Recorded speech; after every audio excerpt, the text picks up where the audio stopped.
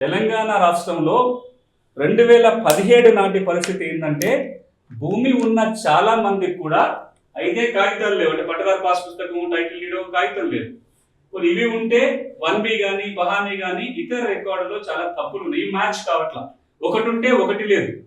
ఈ మూడు ఉన్నప్పుడు మాత్రమే యజమానిగా చెప్పడానికి అవకాశం ఉంటుంది. కాబట్టి దీన్ని సరిచేసే ప్రయత్నం జరిగింది. మిగతా అంటే చాలా మందికి భూమి ఉంది కానీ రికార్డు లేదు, పట్టా లేదు. కొంతమందికి కాగితాలు ఉన్నాయి కానీ భూమి లేదు, రికార్డు లేదు. ఇంకొంతమందికి రికార్డుల పేరు ఉంది కానీ భూమి లేదు, కాగితాలు లేవు. ఇలా రకరకాల సమస్యలతో బాధపడుతున్న వాళ్ళని భూ రికార్డుల ప్రక్షాళన కార్యక్రమంలో ఈ 3 సర్కిల్స్ ని కలిపి ఒకటే చేసే ప్రయత్నం జరిగింది. అంటే ఎవరికైతే భూమి ఉందో వాళ్ళకే కాగితాలు ఉండాలి, కాగితాలు ఉన్న వాళ్ళ పేర్లే రికార్డులో ఉంచే ప్రయత్నం 2017లో జరిగింది. కానీ ఈ ప్రయత్నంలో రికార్డు పూర్తిగా సవరణ జరగలేదు. ప్రభుత్వం ఒక పక్కన 99% రికార్డు సవరించారని ప్రకటించిన తర్వాత కూడా 30-40% రికార్డులు కూడా పూర్తిగా సవరణ కాలేదు.